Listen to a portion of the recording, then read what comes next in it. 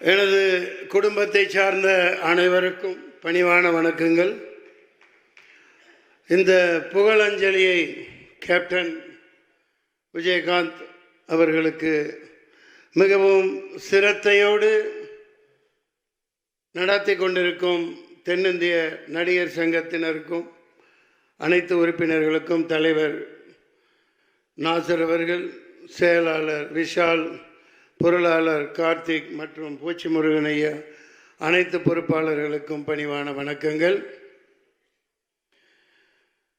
உலகத்தில் புரட்சி தலைவர் எம்ஜிஆர் மக்கள் அனைவர் மனதிலும் இதயத்திலும் இடம் பிடித்தவர். அதுக்கடுத்து நடிகர் திலகம் சிவாஜி கணேசன் நடிப்பின் இமயமா எல்லார் மனசுலையும் நிற்கிறவர். புரட்சி கலைஞர் விஜயகாந்த் ஒருவர் தான் 15 கோடி தமிழர்களின் இல்லங்களிலும் குடியிருந்து கொண்டிருக்கும் ஒரே மனிதராக எப்போதும் திகழ்வார், எப்போதும் திகழ்வார். அன்னாரின் ஆன்மா சாந்தி அடைய நான் வல்ல இறைவனை பிரார்த்திக்கிறேன். நாங்கள் 4-5 வருஷம் முன்னாடியே நான்லாம் செத்து போயிட்டோம். எப்போ அண்ணன் கேப்டன் உடல்நிலை மிகவும் மோசமாகி அது என்ன ட்ரீட்மெண்ட்டு என்ன ஏது எங்களுக்கு சொல்லப்படலை. அதில் பல மன வருத்தங்கள் இருக்குது. அது இங்கே பேசுகிறதுக்கு உண்டு பயன் இல்லை.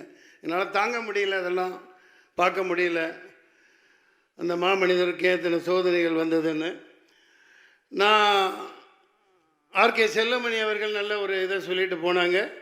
அதன் தொடர்ச்சியாக புரட்சி கலைஞர் வளாகம்ங்கிறது வைக்கிறதுல ஒன்றும் இது இல்லை. ஆனால் நடிகர் சங்கத்தின் தலைவர், பொருளாளர், முக்கியமாக கார்த்திக்கு நான் வேண்டி கேட்டுக்கிறேன். இது ஒரு கருத்தாக நீங்கள் எடுத்துக்கோங்க. கடன் வாங்கி ஏதாவது இப்போ கட்டுறதுல என்ன சிக்கல் என்ன ஏதுன்னு தெரியல, இந்த இடத்துல சொல்லணும் மக்கள் அறிய. ஏன்னா நம்மெல்லாம் மிகப்பெரிய லெஜெண்டாக இருந்த ஒரு கேப்டன். நான் அவர் தலைவராக இருக்கையில், நடிகர் சங்க தலைவராக இருக்கையில் செயற்குழு உறுப்பினராக இருந்தவன். அந்த பத்திரத்தையெல்லாம் வாங்கி காமிச்சு, அந்த அங்கே இது இருக்கும், அங்கே அது என்ன அந்த படம் பார்க்குற இடம் தேட்டர், அங்கே வச்சு செயற்குழு ஒரு நடந்துகிட்ருக்கையில் அதெல்லாம் காமிச்சு எவ்வளோ ஈடுபாடாக எப்போவும் சிரிச்சுக்கிட்டே இருப்பாங்க. கடன் வாங்கி கட்டாமல் அதை அவர் பாதையில்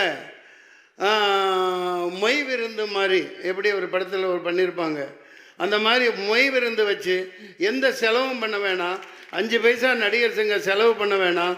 எல்லா நடிகர்களும் அந்த வளாகத்தை சுத்தப்படுத்தி அந்த புதர்களெல்லாம் அப்புறப்படுத்திட்டு சாமியானா போட்டு, இந்த பக்கம் சைவ உணவு அந்த பக்கம் அசைவம் போட்டு மொய் விருந்து வச்சு பாக்கு அட்டையில் வெத்தலை பாக்கு வச்சு எல்லா நடிகர்களுக்கும் கூப்பிடுவோம்.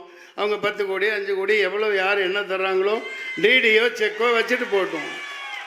பாருங்கள், மிகுந்த வரவேற்பு இருக்குது. என்னை தப்பாக எடுத்துக்க வேணாம். அவங்க கேப்டன் அழகாக இலைக்கு கீழே தாலியை வச்சுருப்பாங்க.